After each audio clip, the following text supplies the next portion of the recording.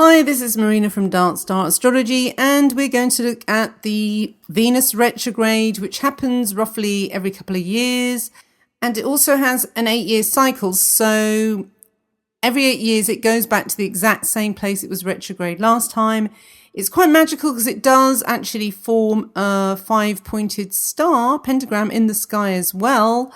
So this links the pentagram, forbidden fruit, all these things, and also the fact that it also lasts 40 days and 40 nights, which is a number mentioned in the Bible often, but most famously when Jesus was tempted by Satan in the wilderness for 40 days. So this kind of temptation thing, even though Lucifer's often confused with Satan, they are two different things.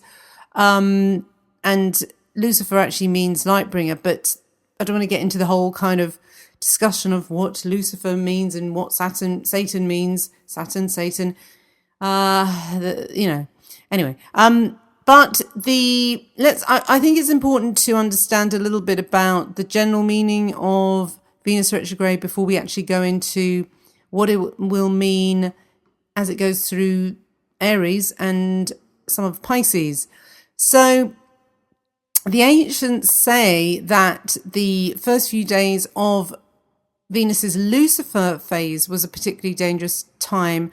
And this is when she's a morning star, and people born with Venus as the morning star are said to rush headlong into love affairs and are very passionate. So they're very impulsive, whereas the Venus as the evening star is more of the receptive traditional meaning of Venus, and that one's called the Hesperus, which is the evening. Hesperus is Latin for evening. So during the retrograde period, we get this transition between the two different sides of Venus. So if you want to look in your own chart to see Venus's Hesperus or Lucifer, basically if she is in front of the sun by sign, that means that she is rising before the sun, and that means she is a Lucifer. But if the sun is in front of Venus, then she's Hesperus and more of the receptive traditional Venus. But then there's the added confusion if she's also retrograde or direct, and sometimes you'll get a Hesperus retrograde Venus, and retrograde as well tends to be a Venus which is a bit counter her traditional meaning as well. So I think with Venus retrograde in Hesperus, she tends to be quite shy and quite a priestess in the traditional sense, and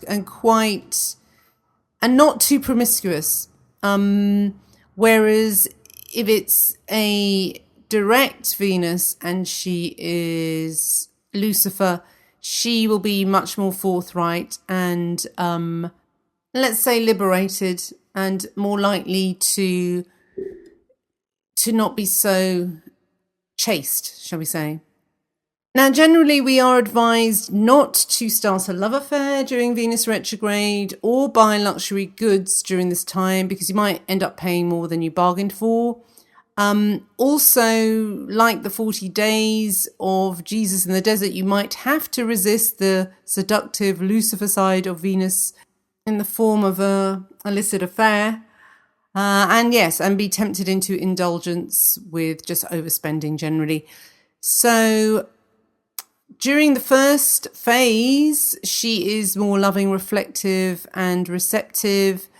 During this time, we might feel that we need more love, but are extra shy about going out and finding a new lover. So instead, we might cling to a past relationship, which is why this period can bring the return of old flames and karmic connections. It might make you mournful of a love lost and be very defensive if anyone new tries to step on the ghost of your beloved ex. What is perfect for this time really, though, is to bring closure to any long dead relationship and have a reflective post-mortem. This is ideal when Venus goes into the underworld, becomes invisible. That's when you can give that bad romance a good funeral. The last 2 weeks of the retrograde period is when you're most likely to get involved in that sleazy dark Cupid affair. You will most definitely be thinking with your lower chakras, shall we say, and not your brain. So, caution at this time. You may get a series of red flags, but still ignore them. And, a one-night stand during this time might seem harmless and disposable, but on a spiritual level, this does go far deeper. Your body's your temple, so don't give in to those psychic vampires. You may find yourself drained for many months afterwards, so it's just not worth it. Aphrodite's bad points, they are there. She had a reputation for jealousy, revenge, possessiveness, and infidelity. And the stress and misery caused by this behavior can, of course, attract those unwanted hyperdimensional entities which can feed off the drama. And sometimes, we think we need a sexual fling because it's been a while, we just want to have fun, and we feel we can take it or leave it. But with Venus retrograde, we might develop an obsessive attachment to the so-called friend with the benefits, which we hadn't bargained for, and then we could find we're kept in a very unpleasant psychic sexual bondage. So really, I would say proceed with caution with any new relationships. Now, if an old flame does come back and it is genuine and they're not married already or, entangled in any other dodginess, then it might be all right because it's a it's an old flame. It's going back over old ground, and it kind of fits with Venus retrograde. So it doesn't have to play out like 50 Shades of Cringe. Like Mercury retrograde, Venus inward does have its uses. And Lynn Coiner, another astrologer, she says it is an excellent time for buying antiques, flea market items, and second-hand goods where you know the real value, but the seller does not. And it's also really good for selling your old unwanted items as well, so you can get rid of a lot of old junk. And it's also a really good time for exploring creativity of your own inner worlds. So you can make music, art, or poetry just for yourself and not for the public. Now let's get on to this Venus retrograde, and it will last from March 4th to April the 15th, and it spans from 13 degrees Aries back to 26 degrees Pisces. So let's start with the chart for the time that it actually turns retrograde, and it's so dramatic. As you can see, there's so much going on in Aries. It's jam-packed, and it's all opposite that Jupiter. And Jupiter works as a trigger. It really is setting all those planets in Aries aflame. The passionate stellium in Aries actually divides Venus from her lover, Mars, and the most dangerous period will come in the last 12 days. So it's the Aries Libra axis that is triggered, but Venus stops shy of Aries decan 3, where a fiery tug of war happens. But what Venus will do is instead retreat back into Pisces, and it looks like she sees really a storm ahead and wants no part of it. So the early days of this retrograde should be quite peaceful, however, as Venus is also in her receptive, docile Hesperus phase that we talked about earlier. So now let's look at Venus's retrograde journey through the decans, and also bear in mind that the other cardinal signs of decan 1 and 2, that's also Cancer and Capricorn and Libra opposite, will get some of this as well, and also decan 3 of Pisces and the mutables. So all it's not just affecting Aries and Libra. It's watch out for those being squared by it too.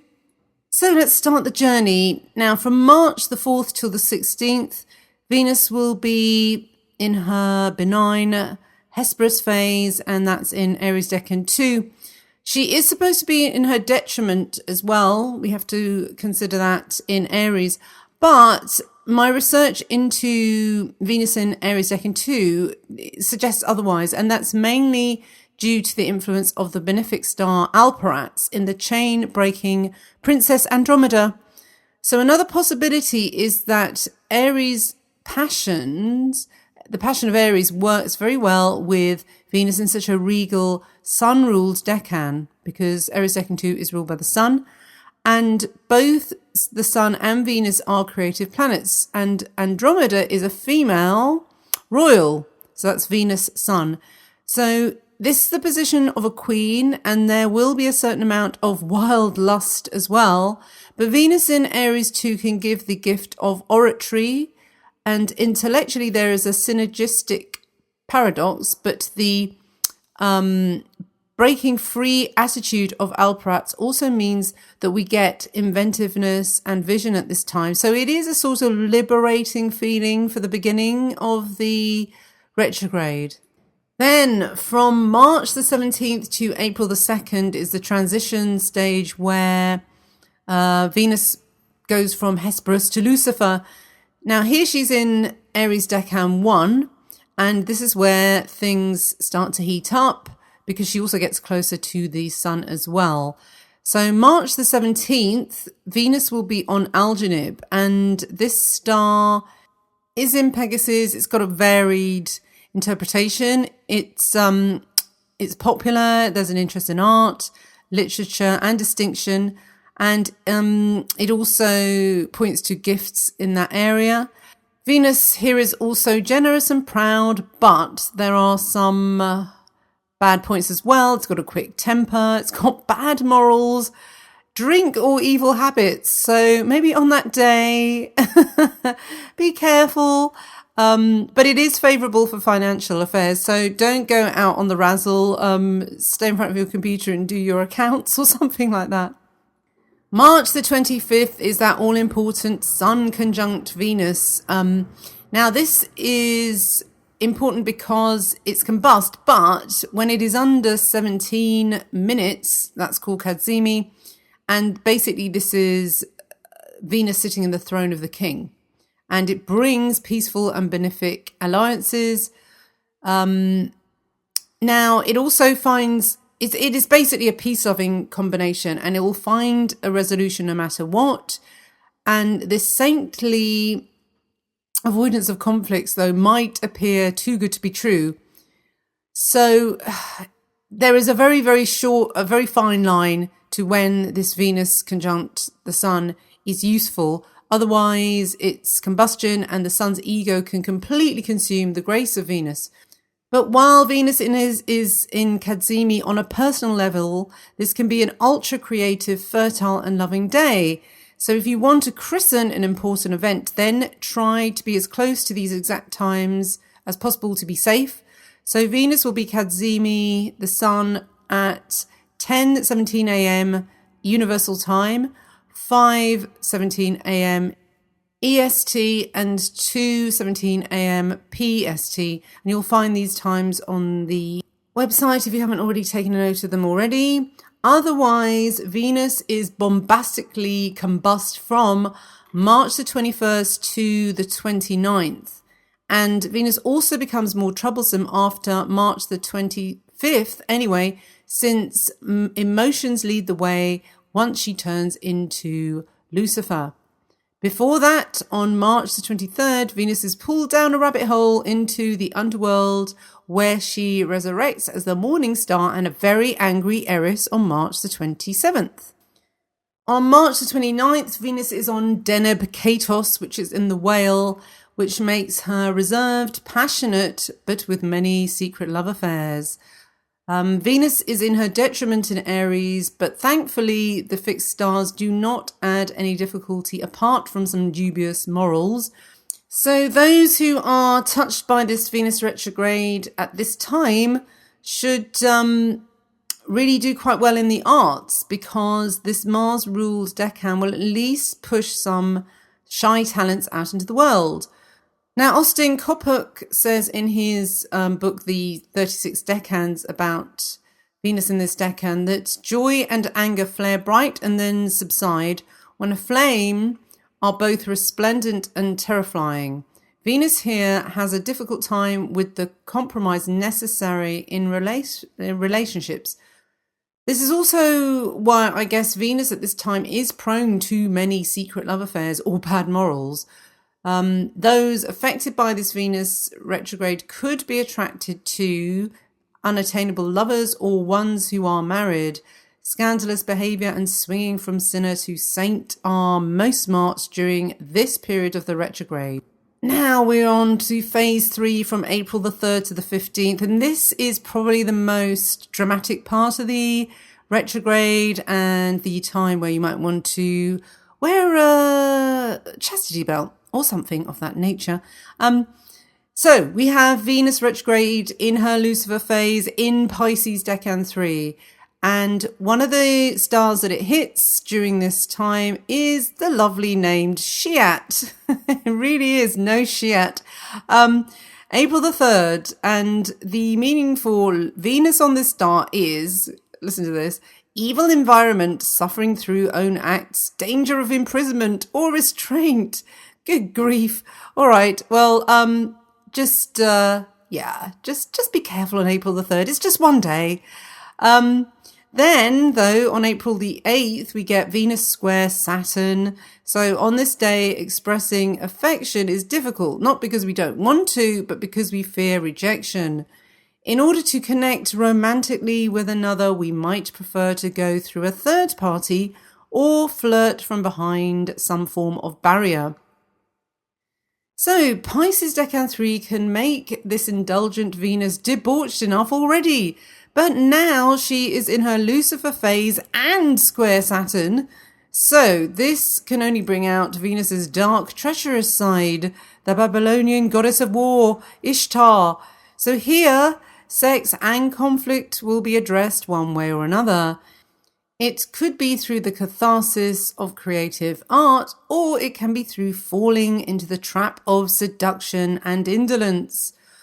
Pisces tends to be quite a courtly sign, swooning and romantic, but not with a particularly high libido. Now, the square from Saturn will add some fear and the need to protect oneself from seducers. On the other hand, the fixed stars here are daredevils, which could get those with no willpower into venereal trouble when it comes to sex. Promiscuity is in the news, flirtations are misread, and in some, an inability to say no. Because this Pegasus decan knows no bounds, it can fail to draw clear boundaries. However, Venus is exalted generally in Pisces, so despite the evil fixed star warnings, Austin Kopok reports that this is a blessed position. For these natives, he says, are unlikely to be denied the satisfaction of even outlandish desires. So we're almost at the end. April the 14th now, Venus is direct, and it is direct as part of an eye aspect pattern, which is quite interesting. Exalted narcissists, because Venus is exalted here in Pisces, could make stupid mistakes out of vanity, revealing who they are. So with Venus as part of the eye pattern, it focuses sharply on the sun, which is also close to that Persephone stellium, the one that I've been referring to for the last year, which is, when I say Persephone stellium, it's Aries with Uranus and any planet that kind of activates that, which at the moment is the sun. So all eyes are then on yet another scandal involving human trafficking. Persephone is about the abduction of minors or child labour. With Venus going direct again, that what was hidden or suppressed has come out into the open. Let's do a little bit of an extended analysis of this Venus retrograde, because Venus isn't just about love, it is about money. And money's a funny one, because when you look at pentacles in the tarot and you've got that pentagram on it, and Venus does that pentagram pattern in the sky. It's uncanny, really. And I also think part of the Luciferian connection with Venus as being the bringer of light, and she has a good side, she has a bad side, is how our approach to money is. And obviously it is an energy, it's a unit of exchange, but when it becomes the only thing that you're aiming for, and you're not living a life that has anything higher than just money, then that's when it becomes evil. That is when it becomes evil. So money itself isn't satanic and satanic, Luciferian, or evil, or whatever it is. Just as Lucifer isn't evil either. It's part of nature, really. And so yeah, I just thought it was kind of interesting that the end of this Luciferian stage. Well, it's the Luciferian stage of Venus because she's ahead of the sun, and this very interesting pattern that happens after she goes direct. But remember, she's still in a shadow period, so I wanted to follow her movements. Yeah, so she's direct now. She's going back forward through Aries, and she comes to Aries Decan 2. And I remember I said that she stops just short of Aries Decan 3. And she does miss Mars. She will catch up to Mars eventually during the year, but she misses Mars entirely. But she does get to this. But now Jupiter has moved away. So Venus joins with Eris and Uranus. But I like what's going on in May because, wow, hey, that's nice.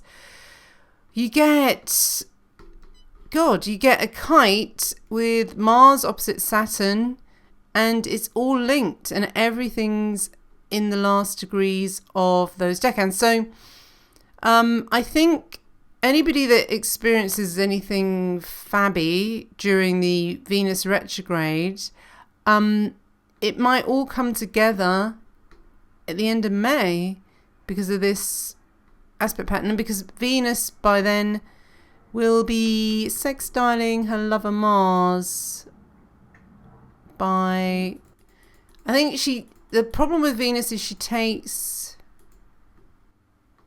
still very slow because she's coming out of her retrograde, and she doesn't really sextile Mars until June the 8th, and then she makes this kind of eye to Mercury. Aye. So, just interesting patterns. Just wanted to look at those just at the very end. Sorry, you might be just bored by now. But anyway, you've had the juice, and I think the period after, when she goes direct, will be more interesting, actually.